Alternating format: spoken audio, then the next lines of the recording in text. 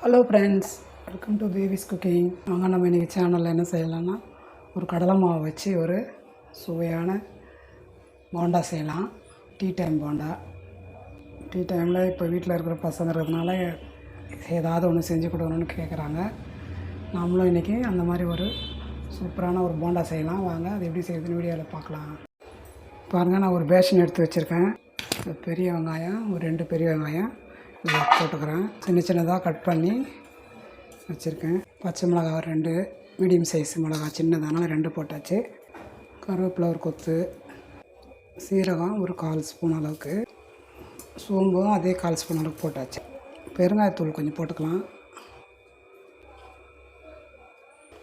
இந்த மாதிரி கடலை மாவு ஐட்டத்துக்கு எல்லாமே பெருங்காயத்தூள் போடணும்.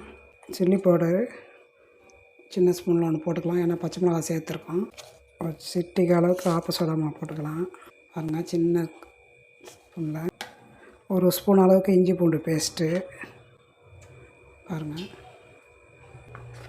இஞ்சி பூண்டு பேஸ்ட்டு போட்டால் நல்லா வாசனை இருக்கும். இப்போ நம்ம சால்ட்டு சேர்த்துக்கலாம். சின்ன ஸ்பூனில் ஒரு 1/2 ஸ்பூன் சேர்க்குறேன். இது அப்படியே கலந்துருவோம். அதுக்கப்புறமா மாவு சேர்த்துக்கலாம். பாருங்கள், கடலை மாவு இந்த கப்பில் 1 கப்பு, பச்சரிசி மாவு சின்ன கப்பில் 1/2 கப்பு. இப்போ நம்ம இதில் எல்லாம் போட்டுவிட்டோம். ஒரு கரண்டி எண்ணெய் மட்டும் போட்டுக்கலாம். இந்த போண்டா செய்யறதுக்கு சூடு பண்ணுற எண்ணெய் இது. இந்த ஒரு 2 ஸ்பூன் அளவுக்கு சேர்த்துக்கலாம். காய வச்சுருக்கேன். இப்போ லேசாக தண்ணி போட்டு பிசைஞ்சிக்கலாம். ரொம்ப அழுத்தி பிசையாமல் இந்த சும்மாவோட லேசாக பிசைஞ்சால் போதும்.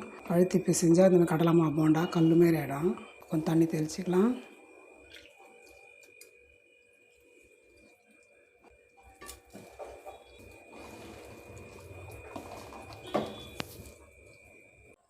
பாருங்கள், இவ்வளோ தண்ணியாக இந்த அளவுக்கு தண்ணி இருந்தாக்கா நம்ம எடுத்து போடுறதுக்கு கரெக்டாக இருக்கும்.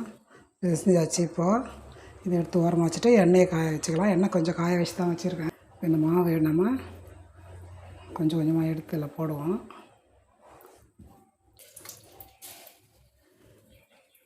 காய வச்சு ஸ்லோவாக தான் வச்சுருக்கேன்.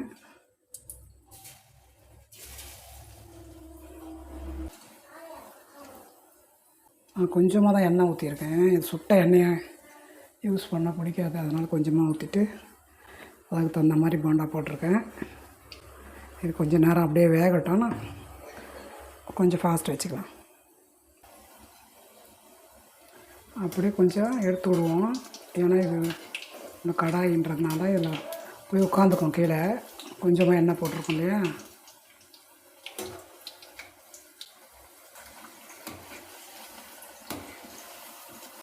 அப்படியே எல்லா இடமும் ஒரே மாதிரி கலர் வரட்டும். திருப்பி விட்டுருவோம் அப்படியே நம்ம. பாருங்கள், அந்த போண்டா ரெடி ஆகிடுச்சு. நம்ம இதை இப்போ எடுத்து ஒரு பிளேட்டில் வச்சிடலாம். எல்லாமே ஒரே மாதிரி கலரில் வந்துச்சு.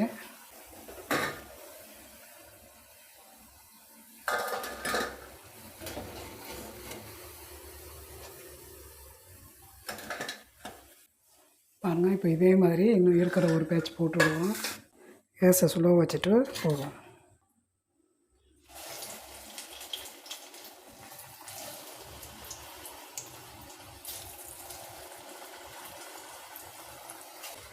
போதும், அடுத்த டைம் போட்டுக்கலாம்.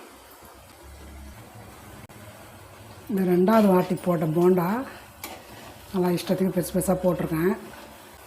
எல்லாமே ஒரே மாதிரி கலர் வரட்டும், வேகட்டும். திருப்பி விட்டுட்டு ஒரு 2 நிமிஷம் கழித்து எடுத்துருவோம். இதுவும் ரெடி ஆகிடுச்சுங்க. இப்போ நம்ம எடுத்து இந்த பிளேட்டில் வச்சிடலாம்.